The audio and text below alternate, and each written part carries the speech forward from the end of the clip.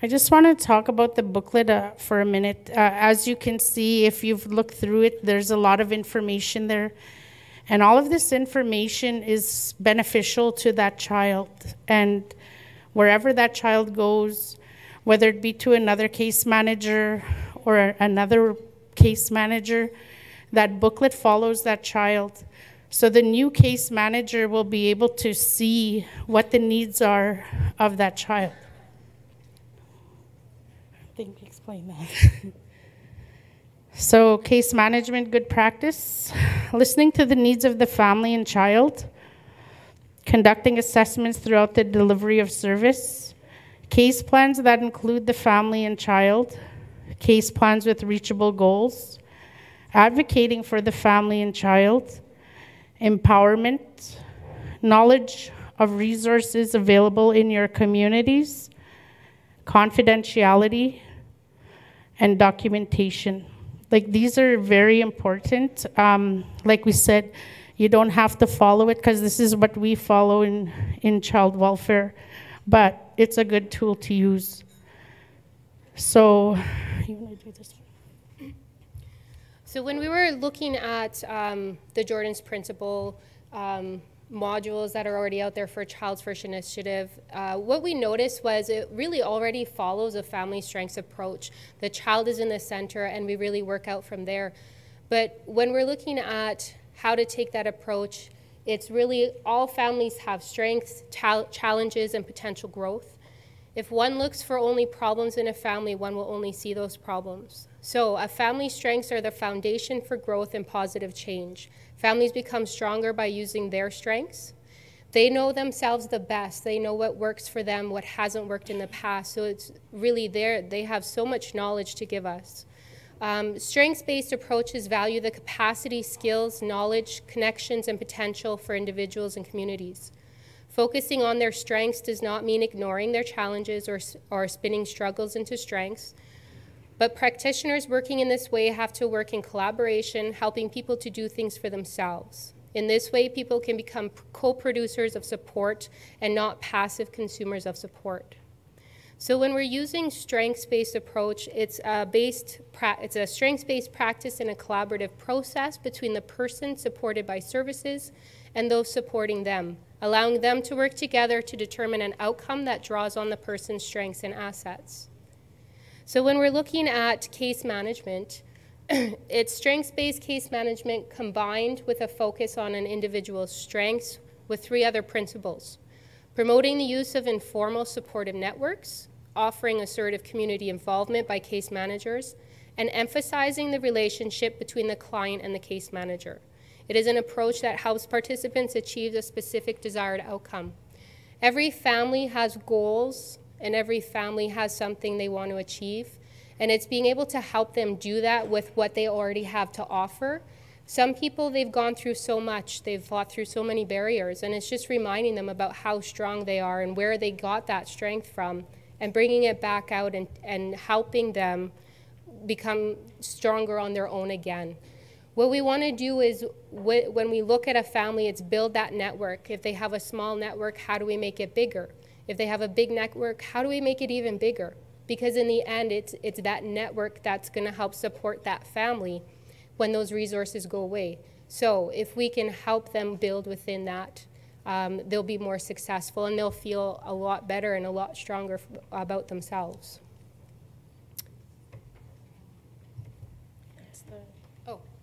So this is really just a different way to look at it's the family journey pathway that the Jordan Principle case managers already follow.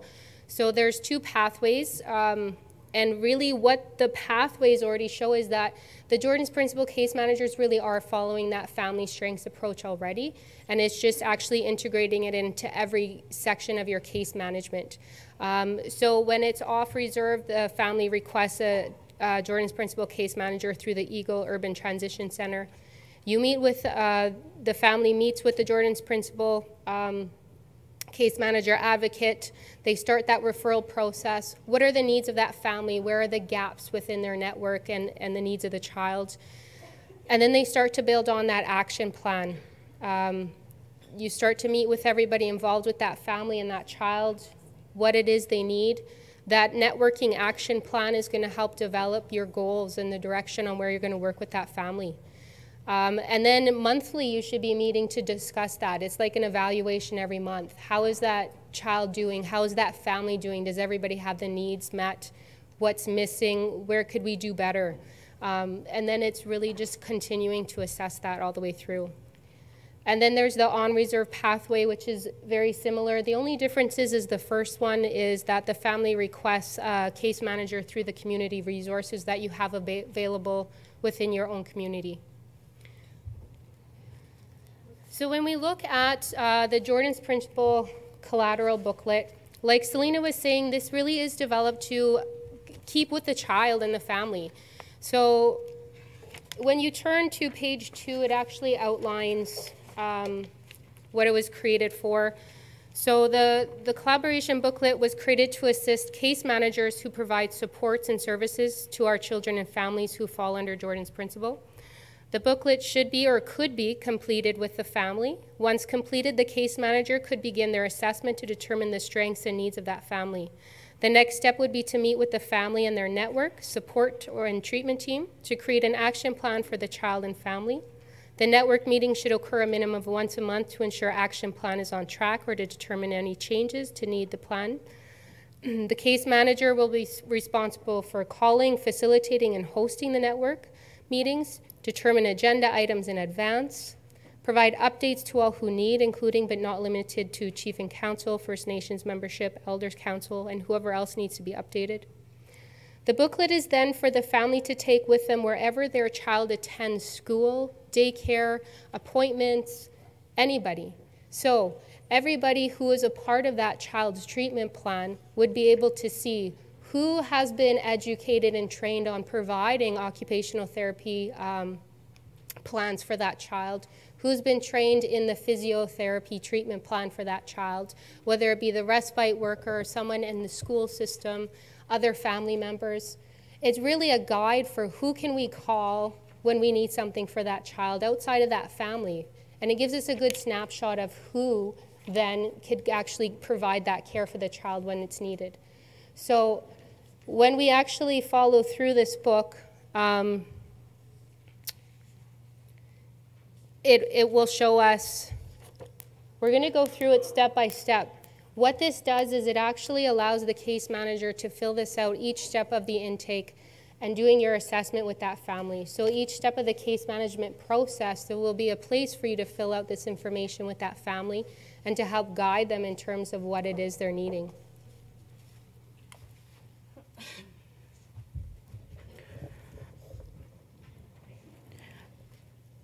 So the effective steps of case management are intake. So it's gathering all demographic information pertaining to the child and family. And then the assessment piece, we can't go back and forth because we were going to show but it'll come after. Needs of the child, the children, needs of the family, community, identify resources, collaterals, support, school. The other thing we added was assessing parental mental health needs, because sometimes families have guilt and blame, and holistic supports. So to assist the case managers in that intake process, starting on page 3, it really is an outline of who is involved in that child's life. So who is the child? Who is their family? Who are their siblings? Who are their aunts and uncles, their grandparents? What language do they speak? So it really is just doing that first intake step for that child and having all of that information in here for whoever it is that works with them. And then going on, some of these questionnaires were taken from Pinay, from their modules. They're fantastic. They're a great use. So it really is now, how do we get to know this family and what their needs are? So I threw those questionnaires in there because it really helps to show where those families are at that time in their life. It will help us get to know them and assess where the gaps are within the family and within the care of the child. So by doing these questionnaires with the family, it will actually help us steer the direction of where we're going to go with that case, right? With that file or with that child and family. It then goes into the family, about the child specifically, and then the family quality of life. So as we look at this whole family, where is the whole family? How are they affected by what's going on with that child, and how can we help address that with them?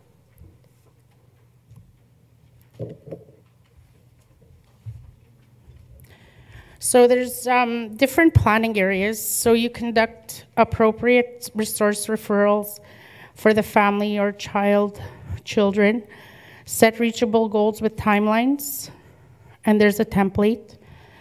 Action plans should be reviewed every 90 days or when change is needed. Action planning should be done with the family in order to meet their needs. Action plan should have a coordinator and a supervisor approval at all times. So this is the action plan example in the booklet.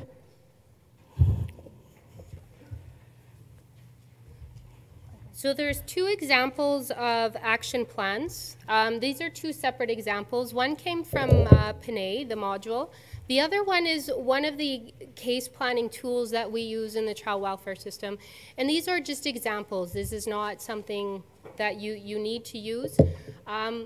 Really, the goal here is once you gather all that information from the family, you're working with your family. What are their goals? What are their objectives? At the end of the day, what is it that they want to see? Your family has a wish. How do we achieve that wish, right? So by using one of these action plans, it really is writing out, okay, this is the goal. How are we going to get there? What are the steps are we going to take? So writing it out, who's going to do what? How long are we going to take to do it? When do we hope to have this accomplished by? Sometimes people are visual people, and so they like to have it written out, and then they get to check it off. It's very satisfying when you've been able to complete something. So by doing this, it helps you keep on track with your case or with your goals with your family stay on top of their goals, and then achieving something, right? So there's two different versions in terms of the action plan, and then filling it out with the family. Never for the family, it's always with the family and what their goals and aspirations are.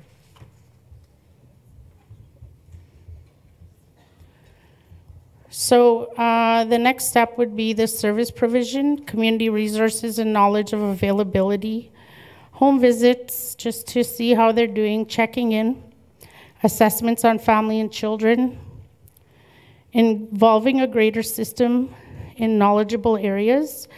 So this is where we talk about networking with community collateral such as the Family Enhancement Program, Chief and Council Health Center, etc., St. Amant, OTPT, education, speech and language.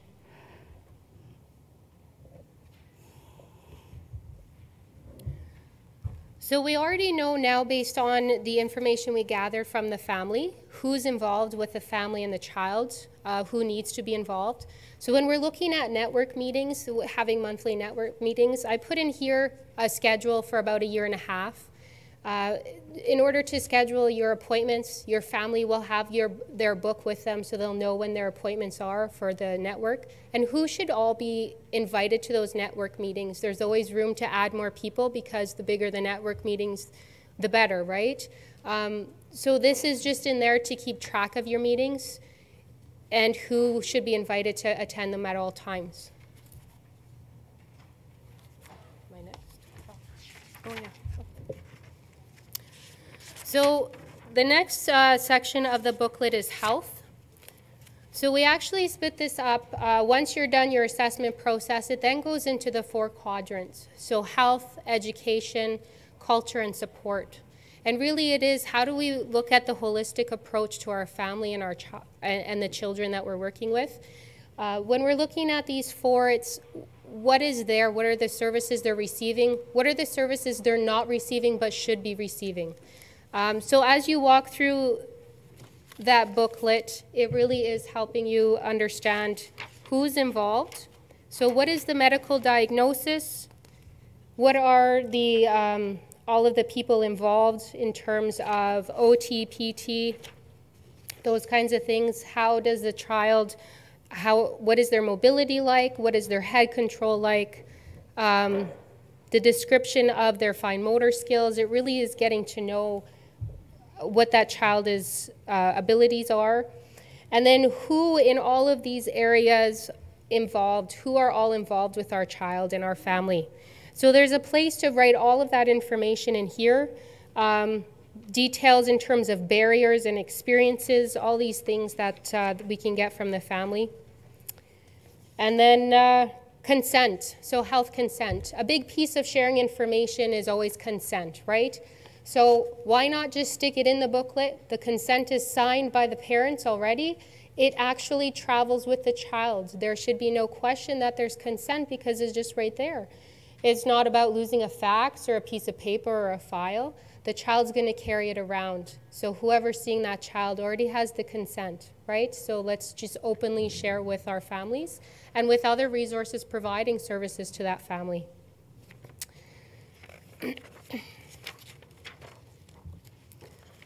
So,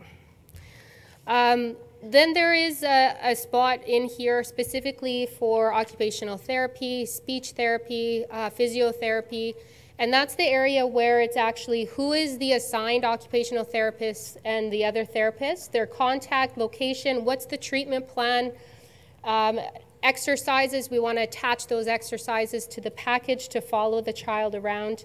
And again, who is trained and how can we get a hold of them? So who should be providing those exercises at school and at daycare and things like that? And then we go into education. We want to know everything about where the child goes during the day. Are they in daycare? Are they in school? Who's in charge of their treatment plans or their care at school? There's a spot to put all that information for the family. And medication. Medication's a big thing. Who's providing that medication and who's trained to give that medication to that child at school? So knowing all of that information also gives a sense of trust, right? We need to be able to know that those people are trained in what they're giving our children and who's training them. So, as well as who then at daycare is responsible for doing the exercises. So there's a place to list who's been trained at school or at the daycare for that information. And it's just ensuring that when we're knowing our children are going to the daycare and to the school, that those services are actually being provided. And if we don't have anybody to list, who then can we reach out to at the education sector or the daycare that we can get trained to help provide those services to the child? We did this culture piece already, which is the next section. The last section is social. So as parents, as adults, we all need a social life, right? We all need a social support. Our children need social supports as well. They need friends, they need people to play with, things like that and learn from. So who are these people? So there's a section to find out who our family's social support is. Where does that fall? Are our families involved in activities? Does our community have activities? If you fill out enough of these, you may see a trend within the community. Okay, we're lacking these activities, these resources. So who in the community could actually help develop resources or activities for kids, activities for adults, those kinds of things. And then it's drawing on those social supports. So if we have a family who can actually list off social supports, then how can we bring them into that network and help support that family and each other?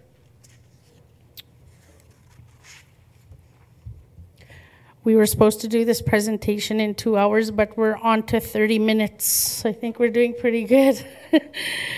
How to obtain assessments. So as you know, you can go through the health center, you can go through clinics, pediatricians, nursing stations who are equipped with a doctor, the school system. And we added some information here, the Child Development Clinic. We also found a lot of information on the government website. So for both provincial and federal children on and off reserve. You could see the websites there. There's the National Social Program, Assisted Living Program. We also found this really great website. It's called Manitoba 211. I don't know if you're aware of it, but I would suggest it. And that's it. Yeah, so in day 2, we're going to have breakout sessions. We'll be using case scenarios to practice the case management steps and how to utilize the booklet. That's it. Does anybody have any questions? Oh, we were talking about that earlier. She's asking, how do we obtain the booklet? We've sent electronic copies to the organizers of this workshop. Is it part of the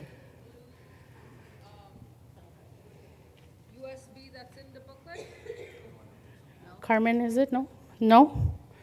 I guess she could email it out. Yeah, I believe our staff have it on hand, so if you want to leave your name and what your request is, we could email it to you or your organization.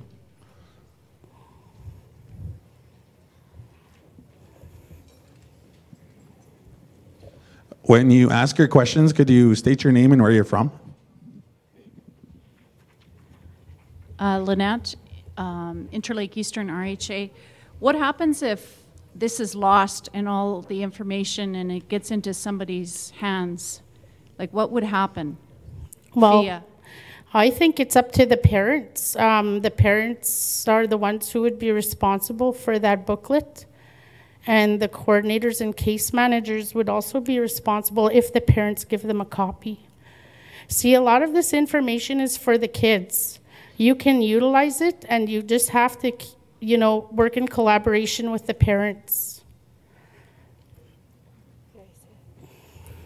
Any more questions? Oh, something I would suggest is the case manager and the family are already working collaboratively, right? So what I would suggest is once that booklet is filled out, the case manager keeps a copy on file.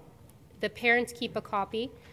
And you know what, as I was sitting here this morning and earlier this afternoon, I'm like, oh my God, I miss nutrition on here. I miss, right? Because you can't think of everything. And this book is workable.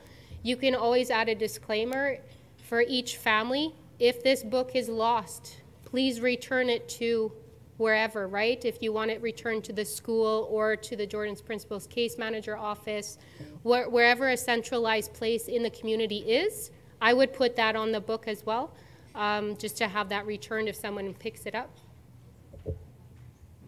Hi. I was just wondering if children need to be treaty status in order to qualify.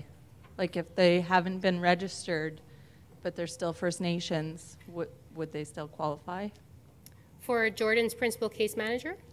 To be a part of Jordan's Principal, like if they have,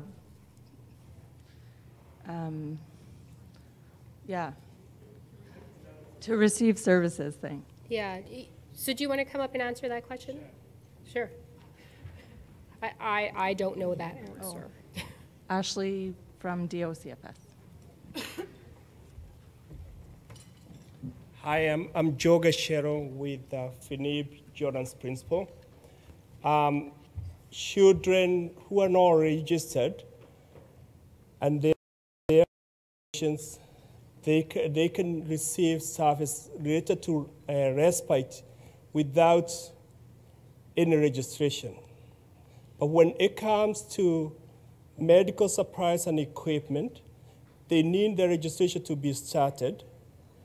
And if they don't have registration, we are also working with the community so that they can have what we call temporary being. We are closely working with Mary Brown, with INAC. She is the Jordan's Principal focal point to help facilitate that. So if there are issues, let us know. But for respite, the First Nations, whether they are registered or not, they can access respite services under Jordan's Principal. Your name and where you're from. Good afternoon. Walter Spence, Chief of Fox Lake, and I'm also the chair of the OASIS agency.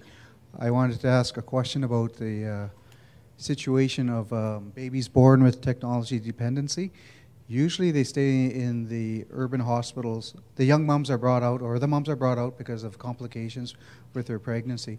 But our experience in the north is that the babies usually stay in the hospital for anywhere from 18 to 24 months and transition to a medical foster home or specialized foster home. So in those situations now, who is the case manager? Who takes care of the plan? I noticed in the pamphlet that CFS is part of the team, but I'm hearing now that health is taking the lead on JP or similar cases as well.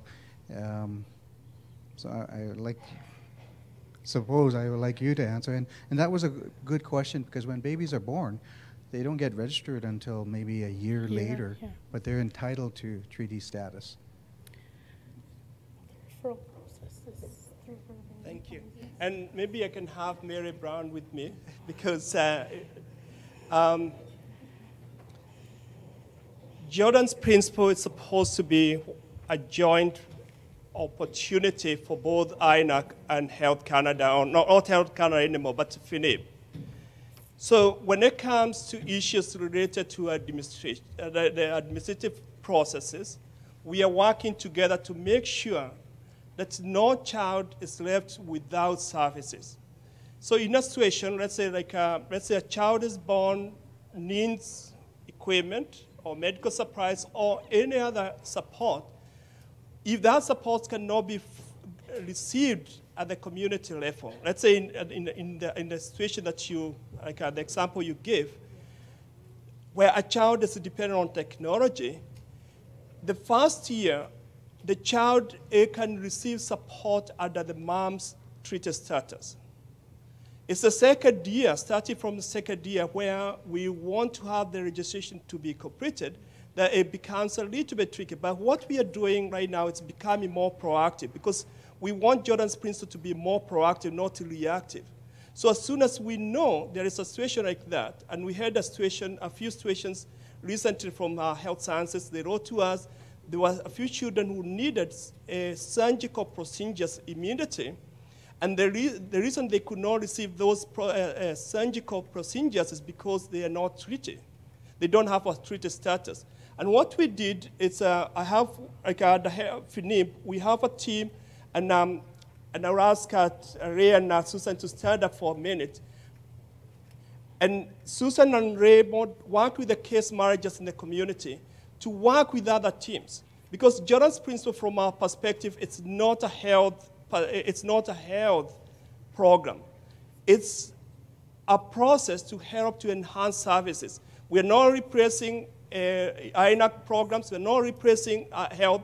The only reason why I am with it is because I was asked to take the lead, and health was asked to take the lead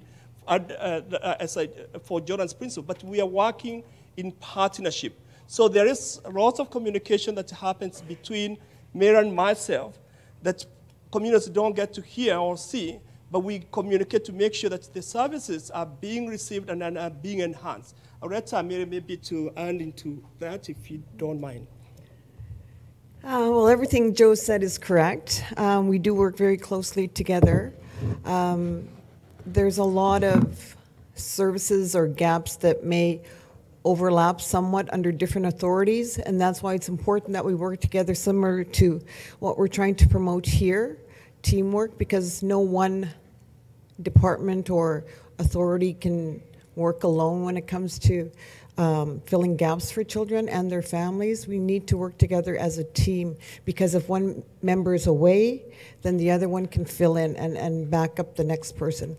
But when it comes to registration and membership, we were going to have actually somebody here presenting at this forum, and unfortunately, they were actually very enthusiastic about it, but there may be some changes coming down the road, like as early as next week, so we didn't want them to relay information and then have it change as soon as you return back to your community. It would be unfair.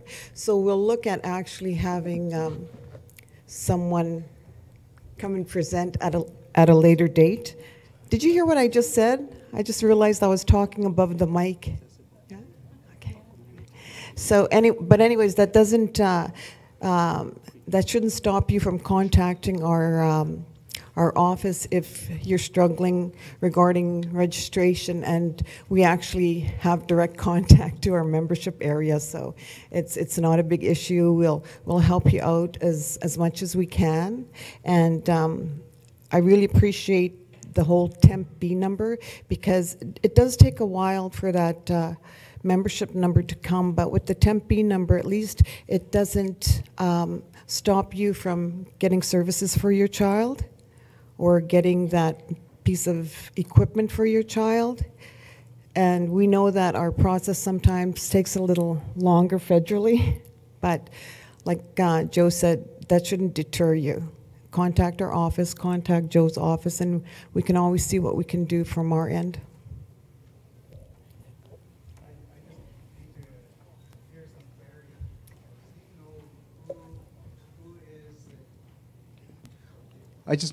Because we're on the CFS system, I just need clarity on who is taking the lead, I'm listening to about the case management piece, but it seems the case management will take place in the home community. But while the young mom and the young dad, if they have a baby born with technology dependencies and they come to Winnipeg for the delivery, it can be up to 2 years. So who looks after the care plan for the mom, the dad, maybe there's other siblings in terms of counseling, support, and as well, while the baby's in the hospital, who has the legal status of that child?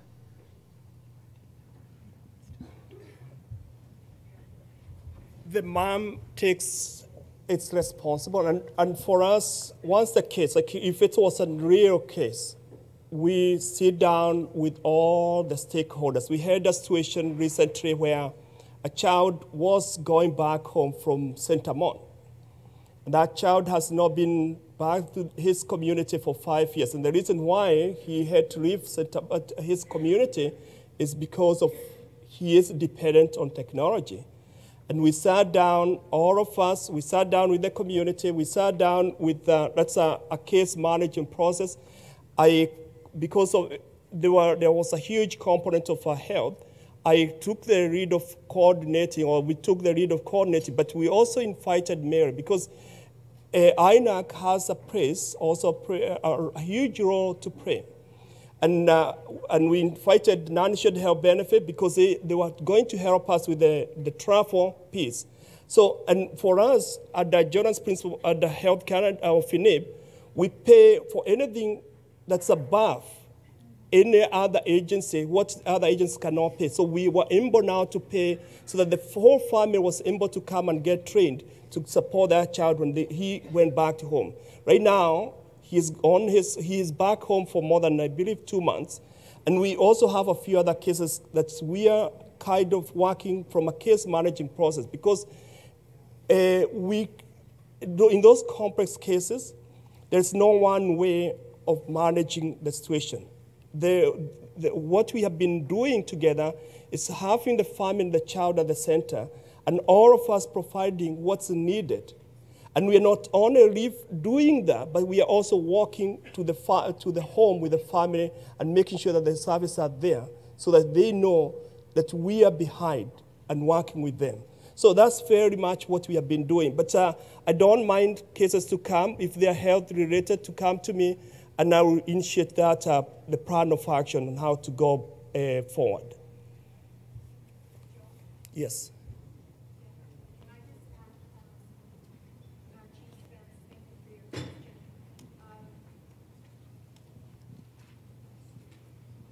I think your question is kind of referring to children that may be in the city here for maybe a year, maybe 2 years.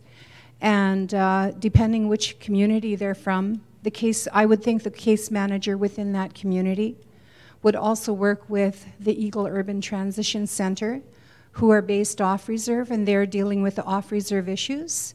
So it's supposed to be like a whole wraparound approach. While they're in the city, they would also be, I think it's really important for everyone. Joe had mentioned there would be like case conferencing, people from the community trying to establish, make sure the parents are aware of what's happening. If they're not able to be here all the time to support, to be with their child. So there is a role for the special advocate unit within the Eagle Urban Transition Center as well. Does that kind of answer your question?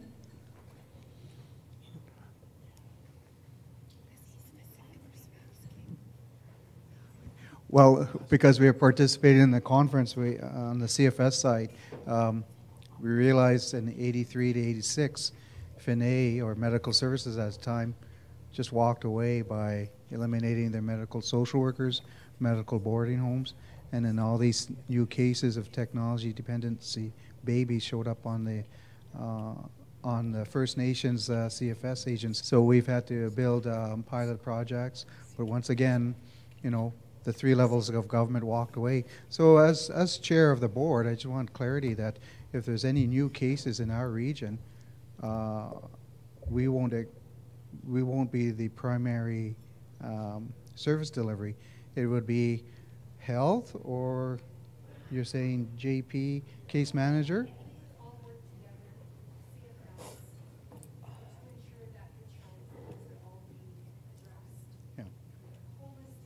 Okay, so in the scenarios when the whole family has to come to Winnipeg for 18 months or 24 months, there's not going to be a gap in terms of who's going to cover the accommodations, who's going to cover the counseling and support? No? Okay. In those kind of cases, our office, the Special Needs Advocate Unit, will be working closely both with the case managers and our office and any other resources that they need in Winnipeg. We'll advocate on that family's behalf, because that's kind of how Jordan's Principle came to be. We didn't want to involve the CFS agency. So we encouraged the parents to look at different avenues like the Special Needs Advocate Office and work with us, and we'll collaborate with Joe and INAC and speak on their behalf if necessary in order to get those services granted and without delay, of course. And Okay, I just wanted to mention as well, on day 3, Scott Amos will be here, and we call him our expert in everything CFS. And those types of questions, he can provide more details and explain it more. And we did invite one person from every community from the CFS agencies to attend, to be a part of this whole team building exercise that we're going through for the next 3 days. And it would be really interesting to see actually who's all here from the various communities, because it's very important that we build teams here and then we connect and work together. And I think Ryan's actually going to do a bit of a little survey. One last question. I'm Darlene from Webby-Sikapo. As a coordinator for our Aboriginal Head Start program, is there a form I could fill out if I refer a child to Jordan Principle? Is there forms available for us to fill out? So yes, there is, and you can share that because it's part of that package, the hidden modules. We can share that, and each community is adopting and taking it to their needs. So I'll talk to Grace so she can work with you. Yeah, but there is one file. It should be included in your registration package, as well as the little bear. I don't know if anybody took a look at the little bear that we included in your bags. All the modules are on there as well. So if you want to take a look at it, all the modules are on there. Okay, so this leads us to our break. Thank you very much, ladies. Did you want to? Just wanting to get some feedback in how many people think this booklet is helpful in their daily work.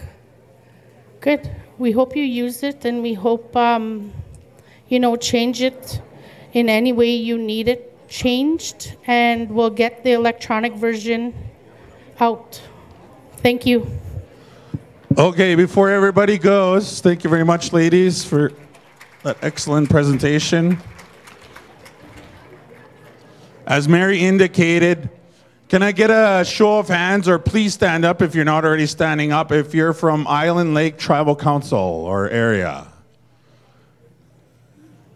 You can cheer or clap or What about Keewatin Tribal Council area? Keewatin Tribal Council area. There's a few of you. There's a few of you.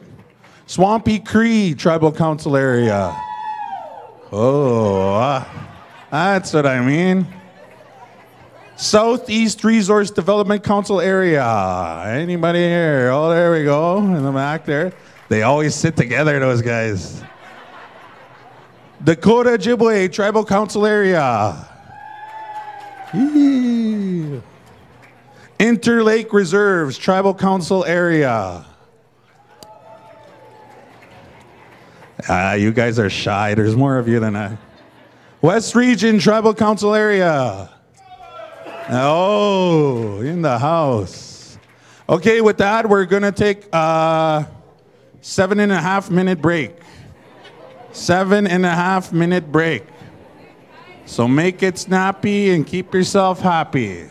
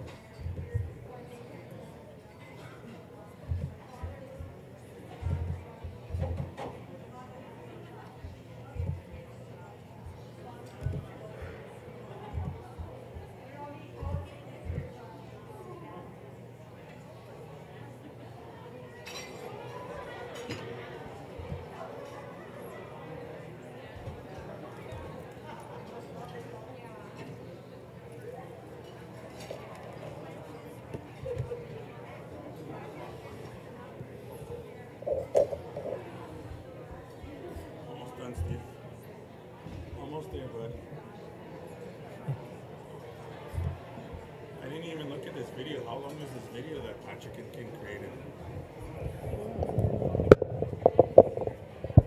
Okay. How long is it?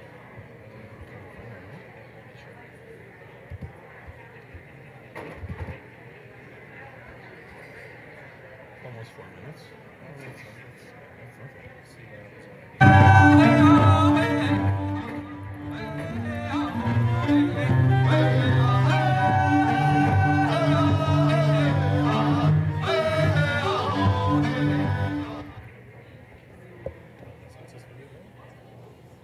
This is Patrick's client who got affected with their disease. It's deteriorating. There's no cure. Very little treatment.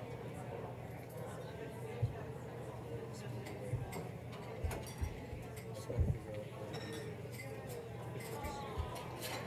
go on a PowerPoint.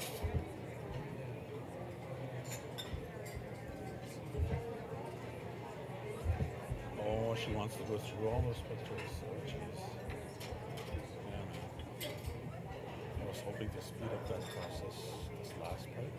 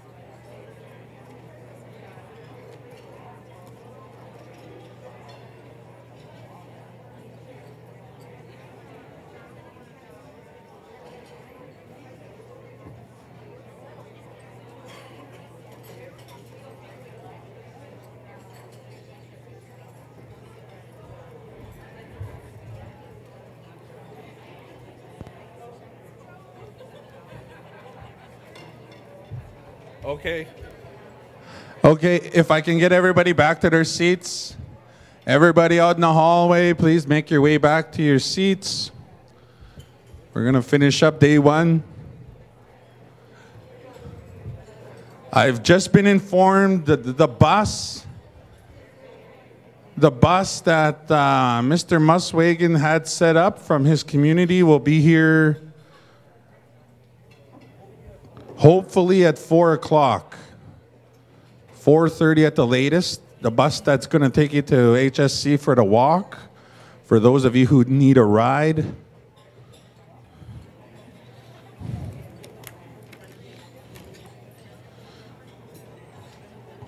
We also have a number for, it's called Safe Rides for Native People, with Michael and Mary Scott. I guess they're the owners. We have their numbers up here. If you need a quick ride down to the HSC through, I guess it's kind of like an Uber service. I don't want to call them an Ubers. They take donations apparently, and getting you to where you need to go. So we have those numbers up here if you guys want to come get them off me. So I'll give you 1 minute to get back to your seats. 1 minute. Got our last presentations of this afternoon.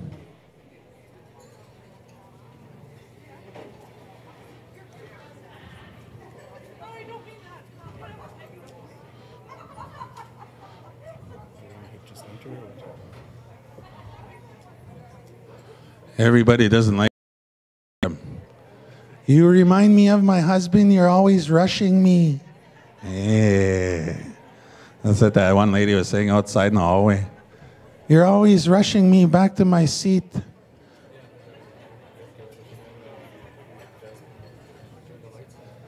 All right, where's Joe? I seen him walking around there. Raymond's still over there. Come on, guys, back to your seat now. Hey. I want him to catch this video. We're going to finish off with the case managers from Northlands, Nelson House, and Lake Manitoba First Nations. We're also going to be doing the door prize draw, so keep your tickets handy. We got a nice little door prize that'll make a good Christmas present for yourself or somebody close to you. And I also had some questions in regards to the meeting place at the Children's Hospital. It's 840 Sherbrooke Street. So I believe, I'm pretty sure you'll see a bunch of people down there when you get down there. But if you don't, it's 840 on Sherbrooke Street. So that's William and Sherbrooke. William and Sherbrooke. It's where you're going. In case you're taking a cab, you need to know the address. And again, those questions for the panel on day 3, you can start writing them up and leave them at the registration in the back. They'll be taking them and sorting through them. Very important information that the panel on day 3 has to share with everybody. Some of the questions that came up already could be directed towards that panel on day 3.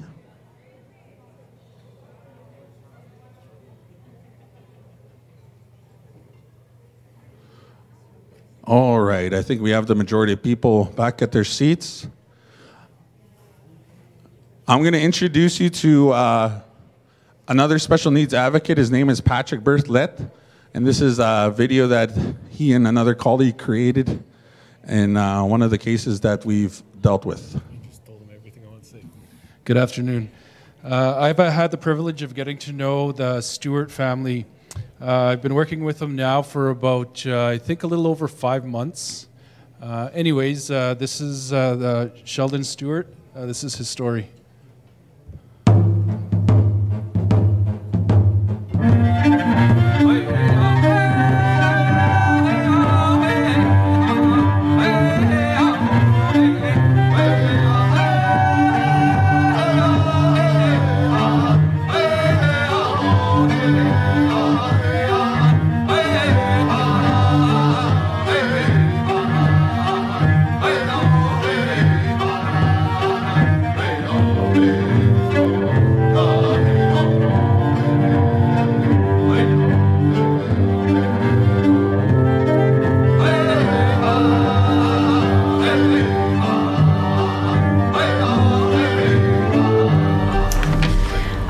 before the diagnosis, we were an active family. We went every weekend. We would go sledding, depending on what kind of season it is, season it was. Sheldon was in swimming lessons. We had him in soccer. We would just try to keep them busy.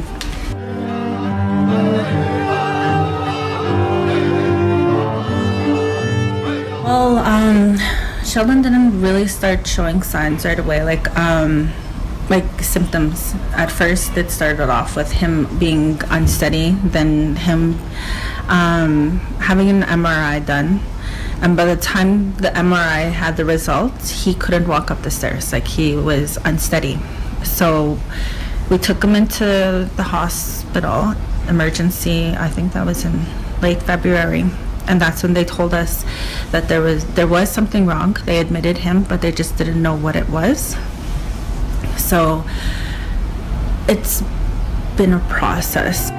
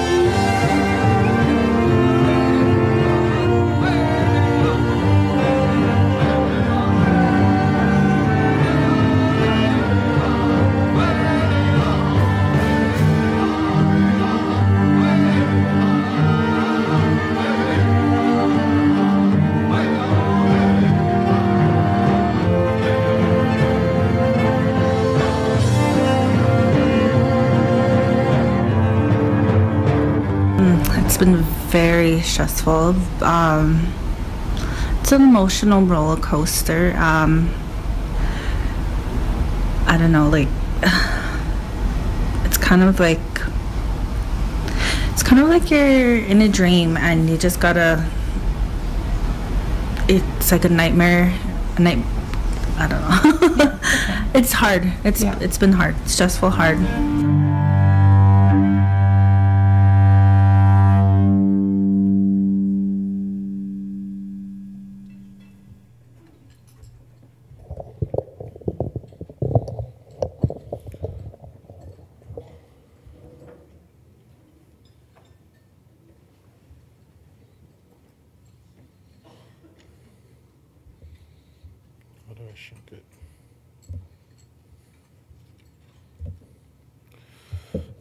So cases like that come across our office a lot.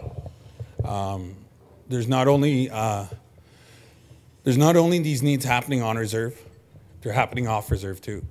Our office deals with children like that, complex diseases like that, and it's kind of heartfelt because we do our best. And then one of the things that I'd like to strongly encourage, and everyone I talk to, for case managers and whoever I talk to in this area dealing with this kind of stuff, these issues, these important issues, is to look after yourself, look after one another. If one of your workers in your community is dealing with a child with issues like that, make sure they're looking after themselves, making the self-care part of it. It's a really important piece that I don't know if we touched enough about that issue here during the next 3 days, but it's a very important piece in the work that we're doing and the work that you're going to be doing in the future. So, yeah. Our next speaker is Belinda. Oh, these last names, because then I look like, Belinda Velio. She's a case manager from Northlands First Nation. I hope I said that right, or Belinda's going to slap me when she gets up here. Is she here? Belinda Velio. I believe I spoke to her earlier in the day. Belinda Villio. All right, I'm going to move it right along. Belinda must have got nervous in the washroom. Eleanor Erickson. I know she's ready to go and raring to go. And then I really want to thank all these case managers that come off the reserve and wanting to share their stories.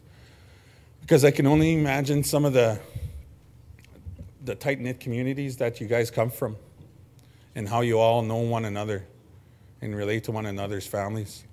So I can only imagine. I thank you and I commend you in the work that you're doing on reserve.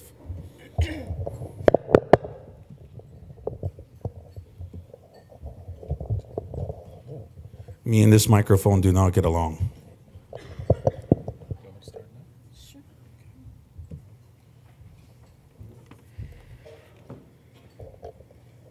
Good afternoon. My name is Eleanor Erickson, and I work as a case manager in Nisijawaasi Cree Nation. It's Nelson House, and thank you, everyone. I was hired as a case manager in February 2017. And by March, we had hired approximately 8 respite workers. And following that same month, we hired 1 full-time early childhood educator, and along with 8 respite workers. And to date, we have 7 full-time child development workers, 4 respite workers.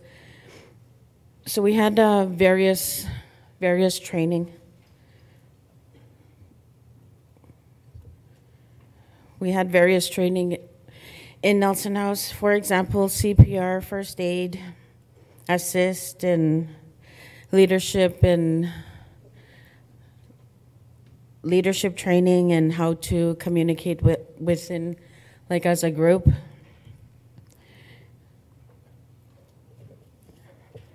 So we implemented Jordan's principle, CFI, into the community with an information session in March. We had a information session, PowerPoint session, questions, and also a feast. And we work very closely with the school principal, school staff, resource coordinator, and also the high school. So when we have the meetings, we usually have all the resource providers within the community. And we call it Circle of Care model, which is through the Family and Community Wellness Center. So we all come together, collaborate, and have the child. We focus on the child and the child's needs. And we all have an excellent working relationship. And we've had tours, we've had gatherings, we've had workshops, we've had Bear Witness Day.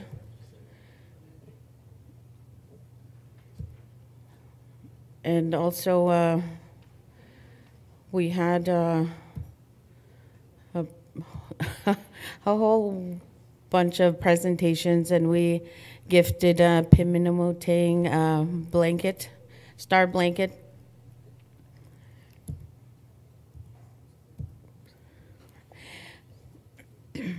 And we work closely with RCC, St. Lamont, and they have served and connected with our clients. And we've had the behavior analysts come and assess and help with one of our clients. And he is one of our success stories. We've had pin maids, our maid. And these are just some of the work that has been done. And this is one of the picture is at the OK School, which is a Titiscuin school, and they have a sensory room, which our clients Occupy. And here's one of the children that are doing a puzzle, one of our clients. And this young man, his name is Lennox Spence, and he is one of our success stories. He is 15 with severe autism, and he has not been in school for 7 to 8 years. Finally, this year, he's in school. And we work closely with the resource teacher, and he has art therapy in the school. And we've had Halloween gatherings with the families. And we've had nature walks, playing. And this picture was taken at the,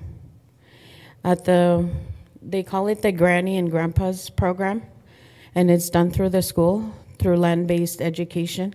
And they welcome our children at the program with open arms, and they teach them how to bead, so various activities they do. And this is one of our children that are doing art therapy. And here he's building a Lego. And just some other pictures. I'll just go through them. Sorry, there's a lot of pictures. And this picture is Karen Spence. She's the early childhood educator. And she works closely and diligently with the children. And here's Lennox again. He's in the school gym. And here's some kids at the sensory room.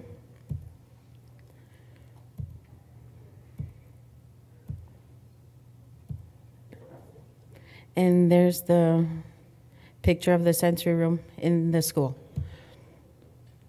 And they have swings. And there's Lennox again, and he loves to play basketball. And they love to build. Sorry. This is a high school Halloween picture too, and basketball again. And they have various activities in the school. And this is Lennox. We just recently had purchased a TUE app for Lennox, and that's a form of communication for him because he's nonverbal, and he really enjoys the iPad, and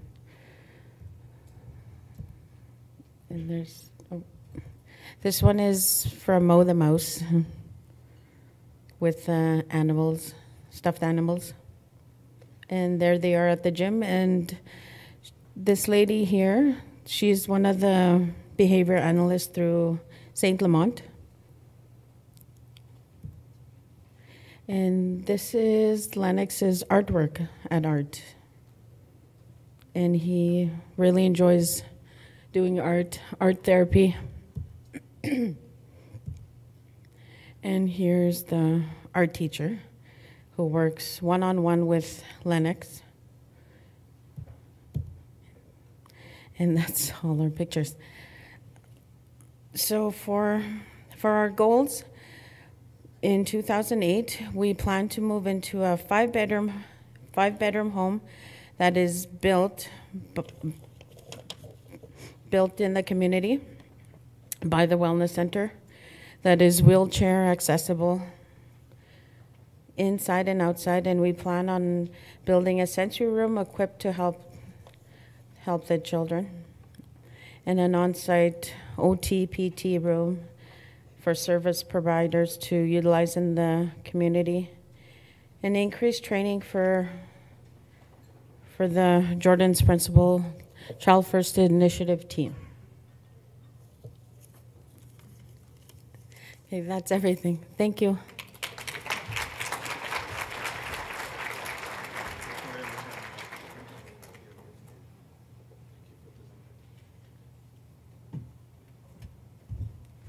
Thank you very much, Eleanor. Belinda Velio. I'll try some French. Velio. I swear I talked to this woman earlier today. Belinda Velio. No way. All right, Mary.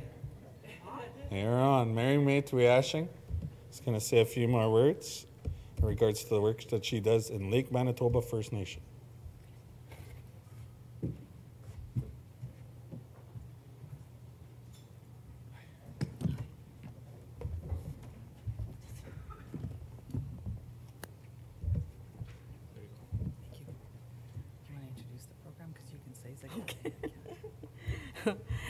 Bonjour. Thank you for having me to do the presentation for this afternoon.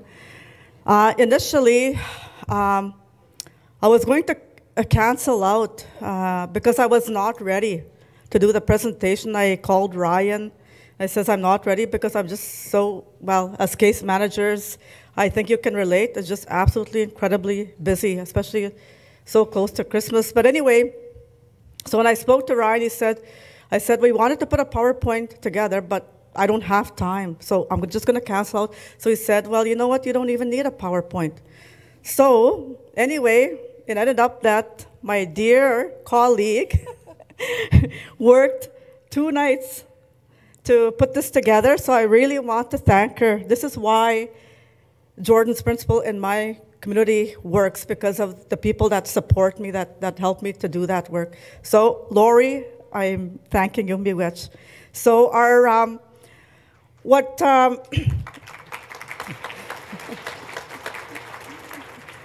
so what our Jordan's Principle initiative is called is at Sagate. When we first started, when I was hired as the case manager, I wanted to give it another name, coming from our traditional name. So I took it and I offered tobacco to an elder. And I said, and I explained to him what this program was about. And he did a ceremony.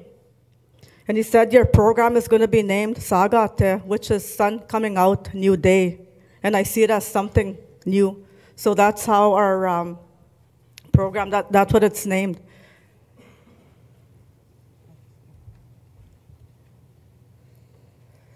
So, Sagate, beginnings and creation. These are some of the things that we're going to talk about: the action, the development, staffing, intake, Sagate summer camp, grand opening, full program implementation, challenges, future goals, and our conclusion. So this is our logo. So after we had our program named, our initiative named, we got an artist to do up the artwork for us. And I explained to him how I wanted it, I wanted it to look like. And to us, the logo is very important because it's a human being carrying a family and children. And we want it to be symbolic of the sun rising, new day. So that's, and then we included in there the 4 races, the 4 colors, the 7 teachings, and so forth. So that's our logo, and we have it on our building. And it was our health director who did the logo for us. So I'm going to, Lori is going to carry on, and then I'm going to carry on after that. Interject. Yes. So it really only took me 5 minutes. So if it's not very good, that's why. No, it didn't. It's very good. So with this program, we're like everybody here. You guys, you have an opportunity to have this program, and a few of us got together and said, "Wow, we can't let this pass us by. Let's apply for this and see what we can get for the kids, because this is just almost too good to be true." So there we were, our land like that, and that was where so what we were doing is like, okay, where will we house this program? we have in our offices, we're 2 in an office as it is, as I'm sure everybody can relate to that. Where are we gonna see the kids? Everybody's bursting at the seams, and we're not allowed to use any of the money for capital. So we were just, okay, how do we think outside the box? So what we ended up doing, I'm probably jumping ahead here. Maybe I am. It started with I right here. Yeah. So that was some of our questions and what we were going to figure it out how we were going to do. So we made the proposal. It was accepted and approved, and we started the planning. As I said, the space was an issue, and we didn't know what we were going to do. But what we came up with was they said we could rent. Now, I don't know about you guys, but on our reserve, there ain't a lot of rental properties available. So we said, okay, what can we do? So what we did was we made an agreement with a company and got a rental purchase camp units and had that come in and rent to own. So we were renting it for the term, and in the end we own it. So we went ahead with that idea to have that space and kind of, sorry Joe, but get around you there a little bit with his blessing. So we were able to get that building in place. So, and then the work began to get the land, and that all mounted and mounted and mounted. There was lots to do with that. We we got in touch, we were really fortunate, got in touch with the occupational therapist through our Interlake Eastern Regional Health Authority's occupational therapist. She connected us with an occupational therapist that works specifically with children. And so I contacted that lady, and she works and she's developed a lot of programs for children with special needs, much in line with what we were looking at doing. So we enlisted her to come on board and help us, and she really, really was such an asset. I can't say enough about that. So we had a forum in the community because we wanted the community to be aware, like, all this is going on and what is this and what's happening, and get the focus and get people to get the buy-in into the program, because sometimes the struggles have been so real for these parents and children for so many years that for them to think that we were actually going to be doing something for them, I think was a bit unrealistic. So we worked with that, and then I think I'll let Mary talk about the summer camp. We hired some university kids, and so we could milk their brains and use all their abilities to help us with our programming. So do you want to? Okay, so we hired university students, and that's what one of the goals were, to hire 6 university students. So we did that, and we opened up our summer camp, and we ran it for 8 weeks, and it was inclusive. It was about inclusion, not to exclude any child. So when we did that, we had like a tremendous amount of children that came, and we ran it every day except for Friday. Fridays was meeting days, planning day for staff, and so forth. But we did all kinds of things, and we had the university students to develop, to organize the program, the 8-week program, and for each week we implemented a theme for each week. And one of them was about, like, we had for 2 weeks a cultural camp. And then we had, we focused on nutrition. There was different themes for every week, so we would run our program according to that theme for that week. And the children absolutely loved it, and we had like anywhere from 35 to 40 children, but it was very tiring, it was exhausting, but it, we had, staff were amazing, and they just knew how to work with the children and so forth. So that's what we did, and that was the kickoff to our full implementation, I guess, to our Jordan's Principal Initiative, which is what we're doing now. This is one of the field trips, and we did a lot of field trips because we would rent a big bus to bring them to the zoo or wherever we needed to go. We took them to a farm. We took them to the beach. We also bought a van. This is just some of the pictures that we took along the lake of Lake Manitoba. That's where we took them so that, the children could go and play around and just enjoy and take them away, from sometimes the stresses of life and just enjoy the water. I guess I got to do this one. This is just going back where we hired Mary as a program manager, and she has a degree in social work, which comes in quite handy. And also we hired Terry Otto. She isn't here today. She has a degree in education, and she works with the Lakeshore School Division, which is the division right in the Interlake. And she runs very similar programs for the children in that school division for special needs. So she's extremely helpful there. And she's actually comes, 1 or 2 days a month, I think, right now. And she's actually works with the staff and gets them on track with their education and training to better work with the kids in doing the programming. Right? Yeah. So this is just our ribbon cutting when we officially opened our ribbon cutting grand opening of our Saga TUE building. And we did that, I can't even remember what, October, yeah. That's it again right there. So we unveiled our sign, our logo, and that's Chief Cornell McLean, who came to our grand opening, and we had a packed house. And this is one of the little ones that we work with. There's a staff right, if you could look to the right, that's our little Renee, and she never misses our program, and I'll explain a little bit about that as we move along.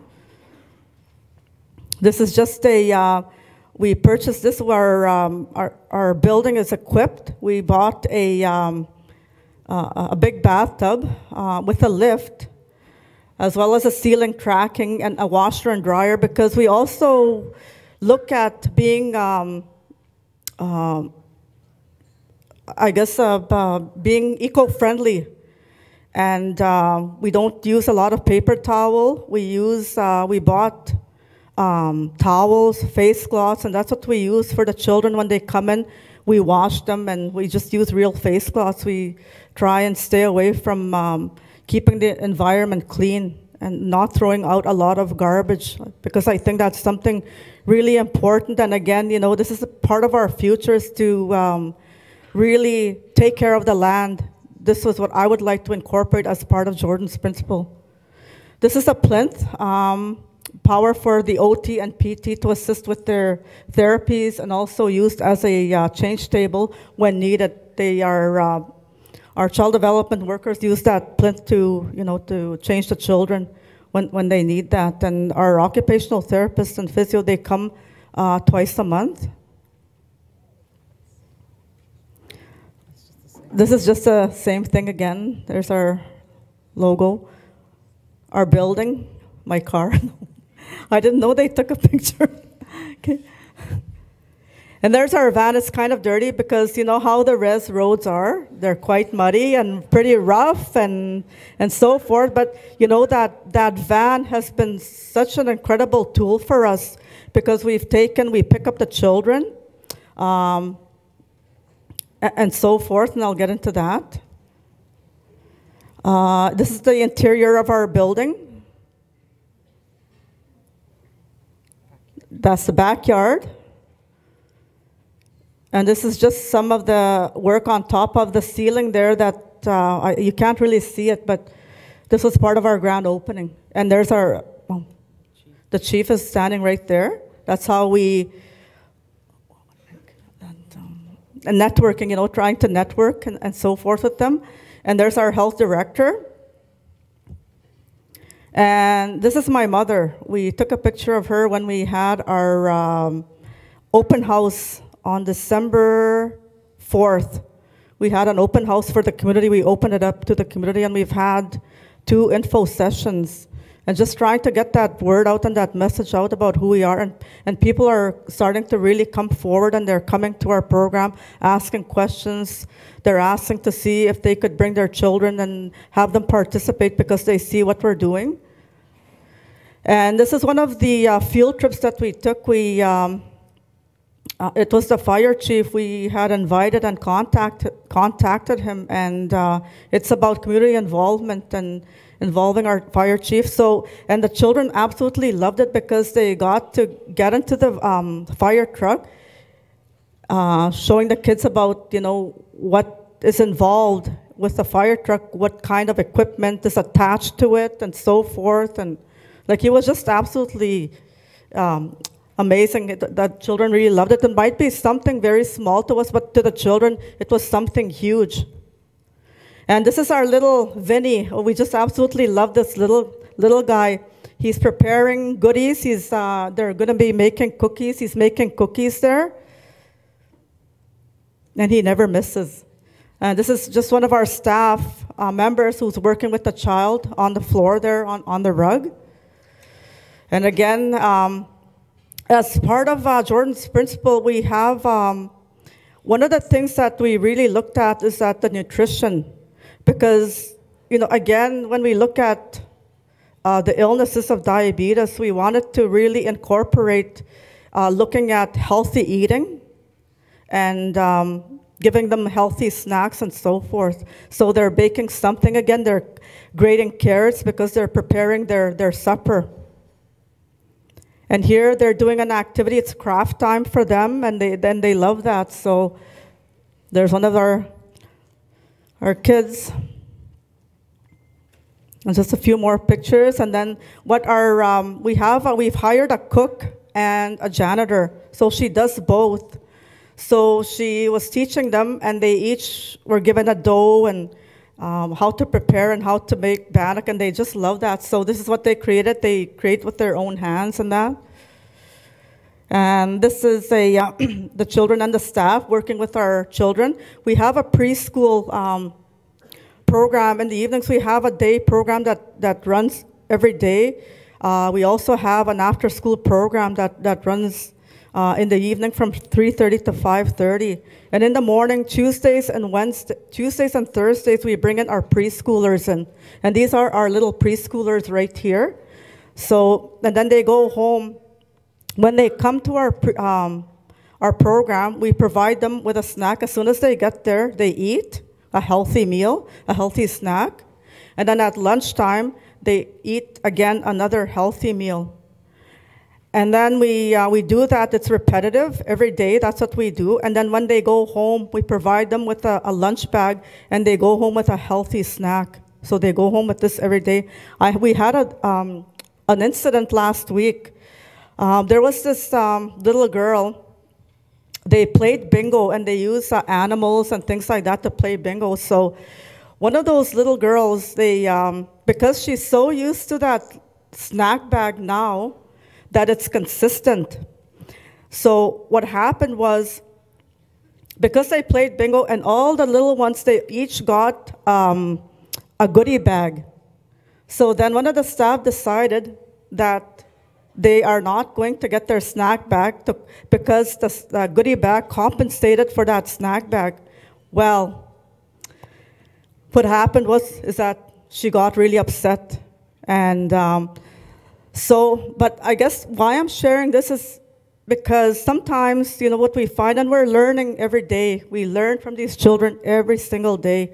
We learn something new. It's not about perfection because there is nothing that's perfect. No one is perfect. So anyway, so then when you're working with a child, this is what I've learned. When you're working with a child and they're into their activity or craft or whatever they're doing, and you decide to take that child away just like that and put them into and you move them into a different activity, they're going to get really upset because they want to complete their activity. So you know, that's one of the things that I've shared with staff is that we can't do that. And, you know, the occupational therapists that work with us have also explained that to us, that you can't just cut off a child like that. allow them to complete whatever task or whatever they've started. So, you know, if you cut them off, they're going to have a tantrum or they're going to get really upset. So that's what happened to this little girl because she didn't get that snack bag.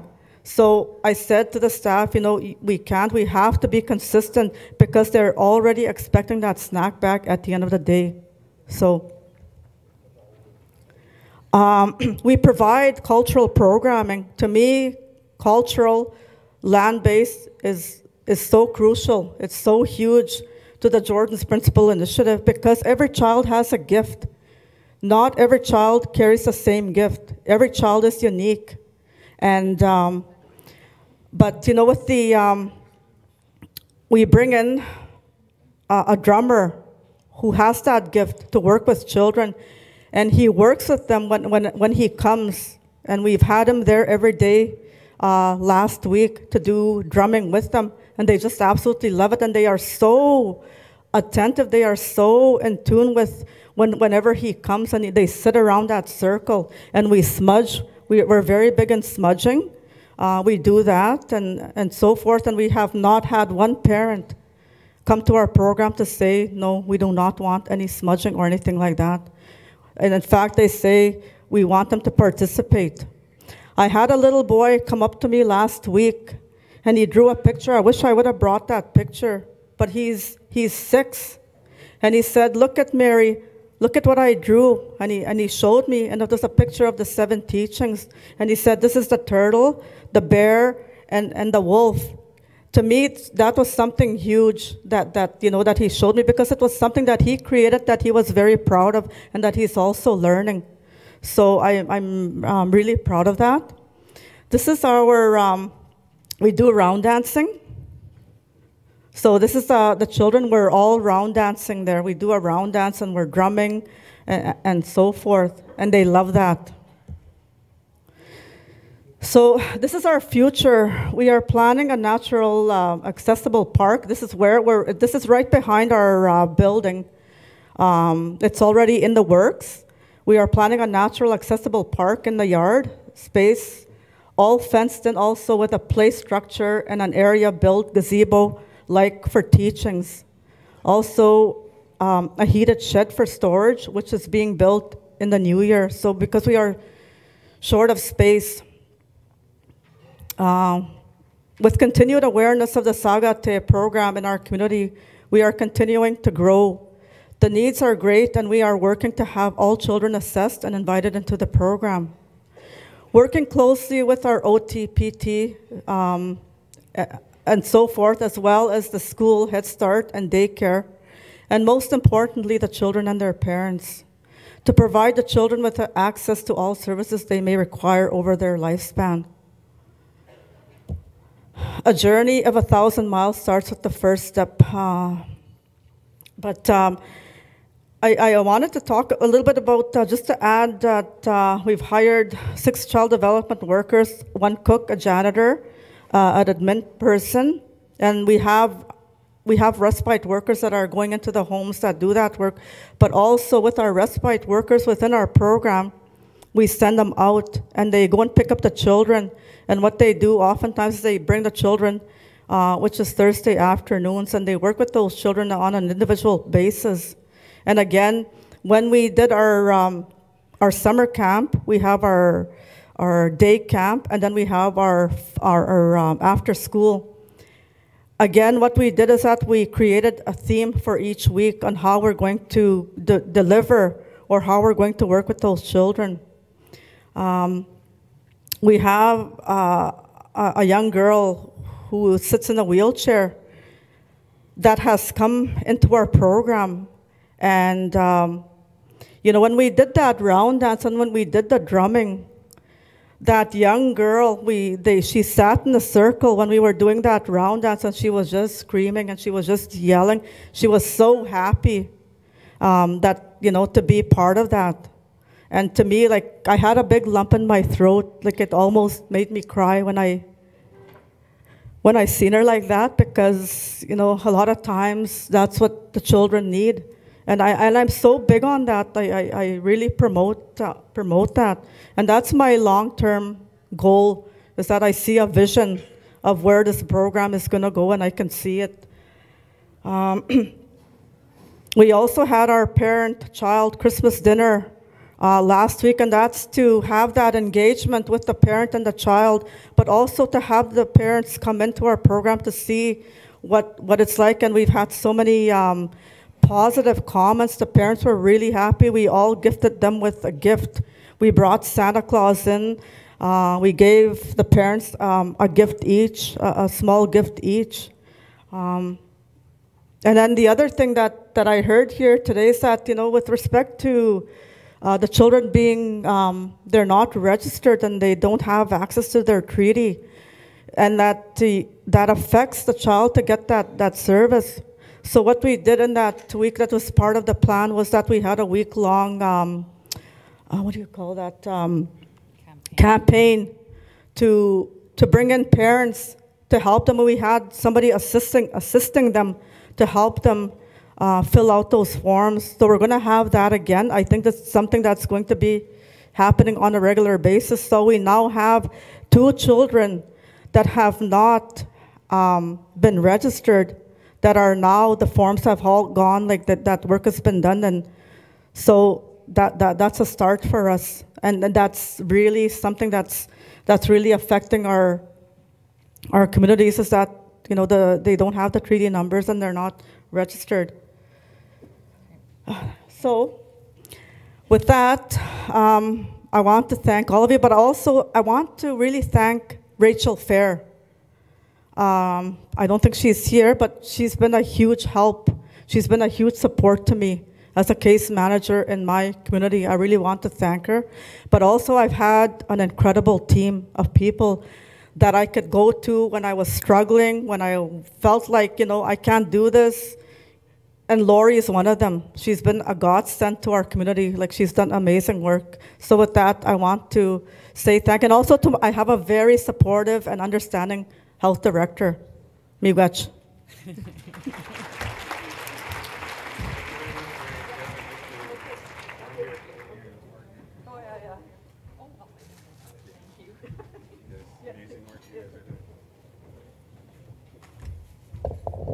Thank you so much for sharing your stories there, ladies. So I found out where Belinda Filio, due to unforeseen circumstances, she was unable to make it. But we do have Sarah Samuels here. I'm going to be calling her up. She's the health director for Northlands First Nation, and she'll be addressing on Belinda's behalf. So Sarah Samuels.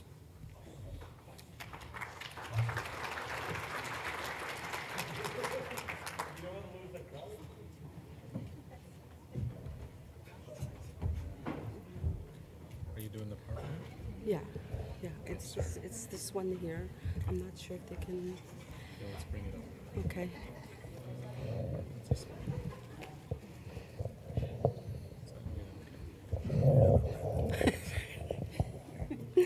All you do is just press there. Can you do? Can you did it? Okay. Good afternoon, everyone.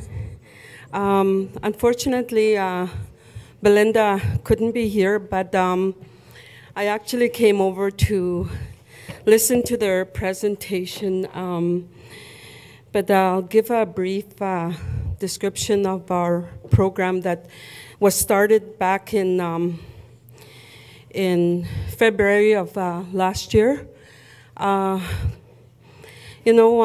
We've made great strides in getting this project off the ground. We've had many challenges that we've all worked together on to make it happen for our children in the community. We don't have a large health office, so we have about four rooms that we've used, and all the health staff are situated in there.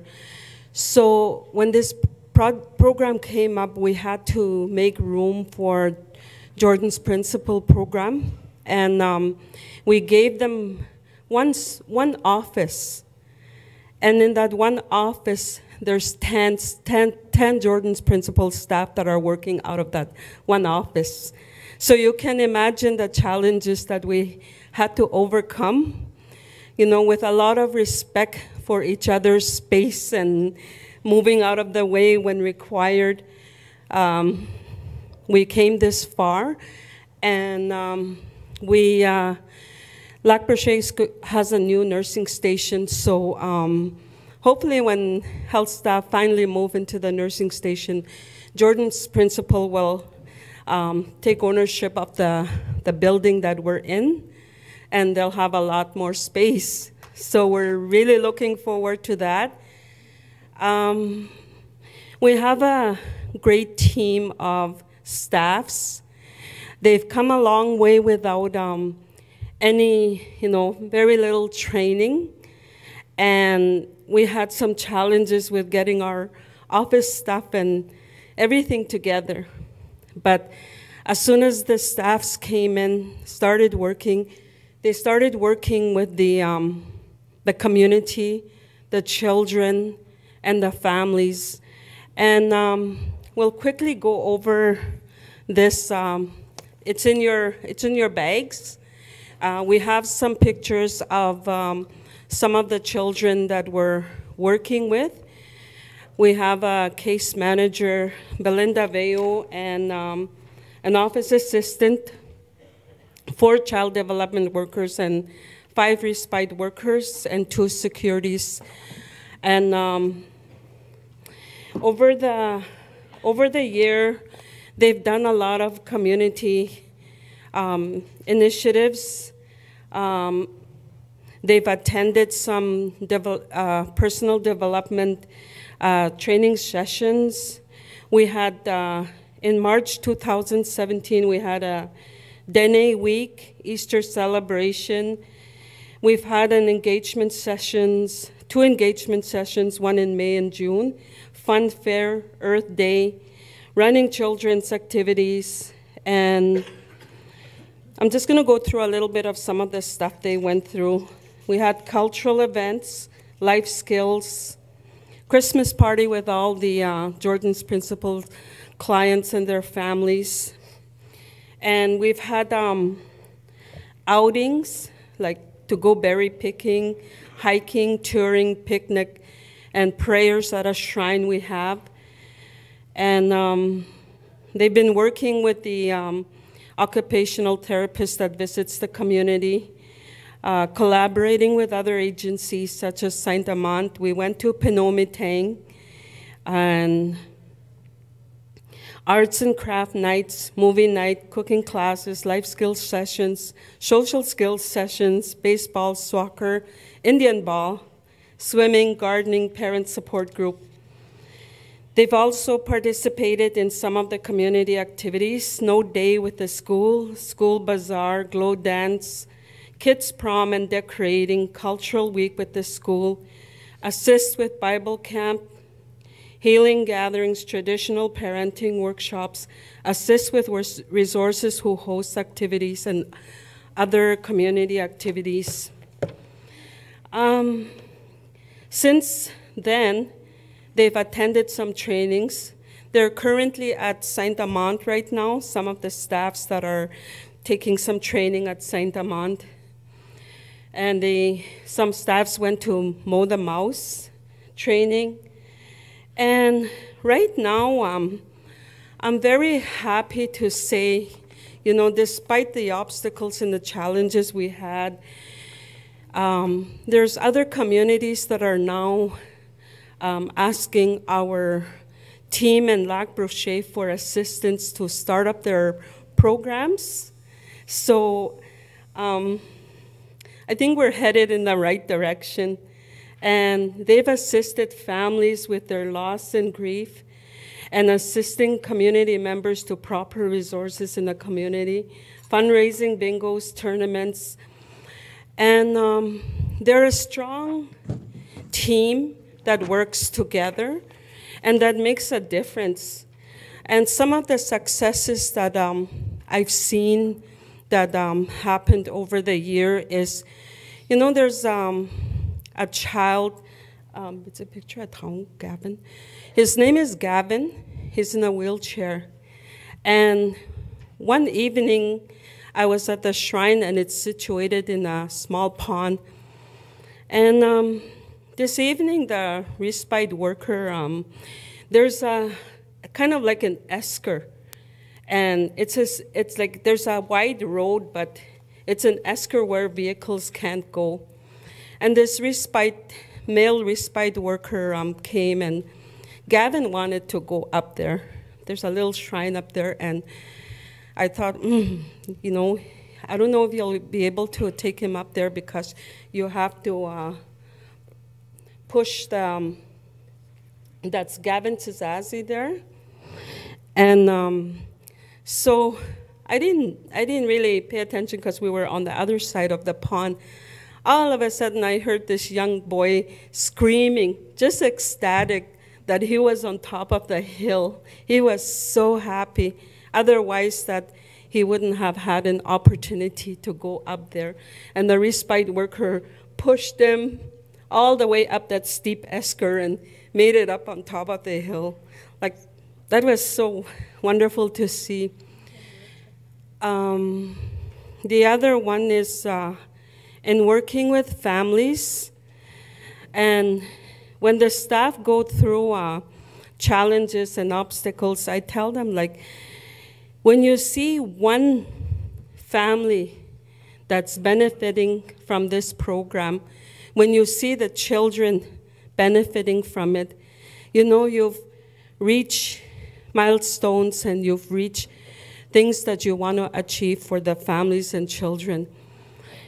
They started working with this one family, and this family has gone through they're going through challenges in their life throughout the whole time, you know, as long as I can remember. And they have 3 boys. And, you know, the Jordan's Principal staff started working with this family, started taking them to the store to shop for healthy foods and, you know, doing things with these parents. They invited them to attend workshops like the healing gatherings that are taking places, making sure there are respite workers in the home so they could attend. And this summer, you know, I seen something that we've never seen in the community. One day I was coming home from work and I seen these 3 children. All 3 of them had bicycles, something that we didn't see before. And the other one was on Halloween. This Halloween, I went on the vehicle to take our grandchildren, and just before I left the house, there was an adult all dressed up with 3 children, all dressed up. They were going trick-or-treating. It was the mom going out with her children. So that's the difference that this Jordan's Principle makes in the lives of children. So with that, I know I have to make it brief. There's the walk that's happening.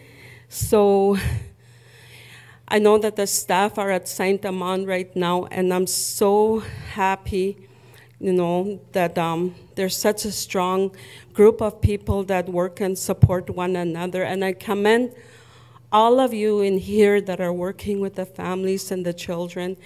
And also thank you to the people at the regional level who have helped our communities make it happen. Masichok. Thank you all.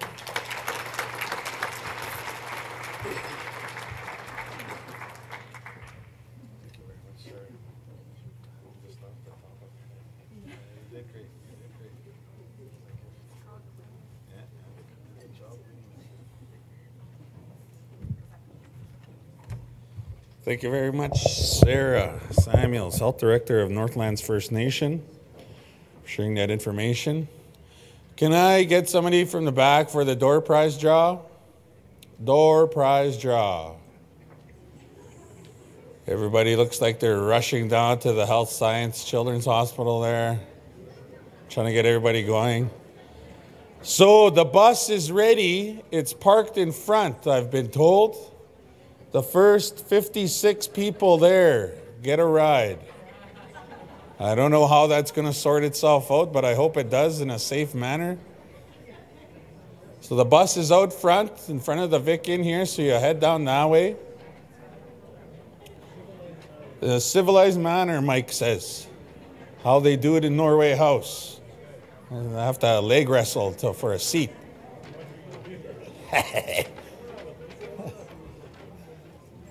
All right.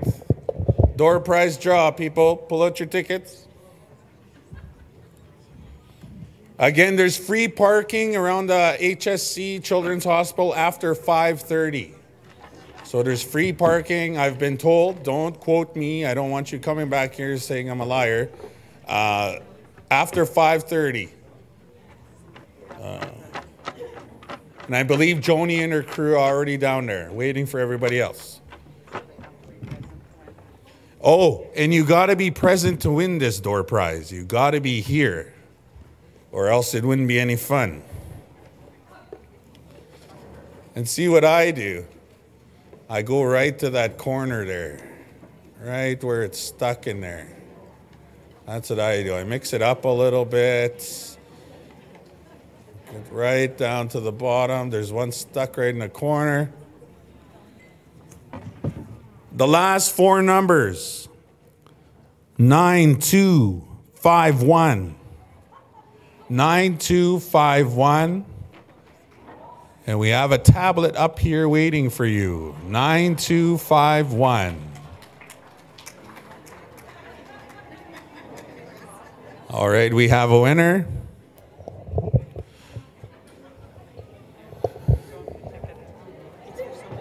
It's for somebody else. Oh, stay, come back.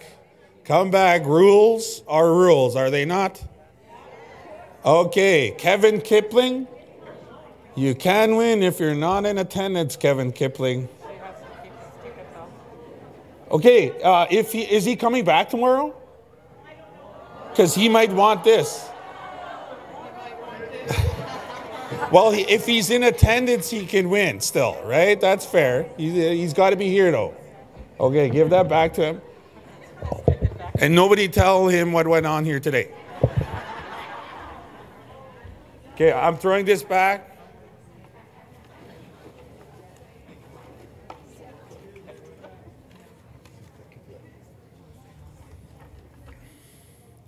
$9251. Holy Jesus, Kevin Kipling. No, just kidding. It's similar. 9261. 9261. We have a winner.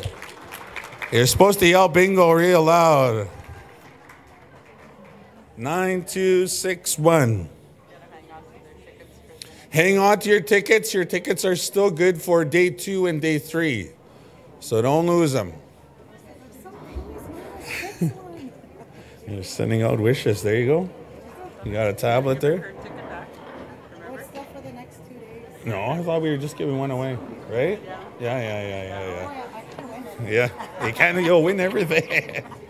Be good. All right, guys. The walk will be happening in about an hour and a half down at HSC Children's Hospital. I encourage everybody to make your way down there. Hold on to your ticket. Yeah, that's it. Just the one. One ticket a day there, Mary. One ticket a day. So we'll be open here at 8 o'clock tomorrow morning. So if you guys want to make your way down here as early as possible, we want to get started. We got a lot of learning to do tomorrow. So I encourage everybody to be here early. I know there's going to be questions about the color code, so bring those questions with you tomorrow morning.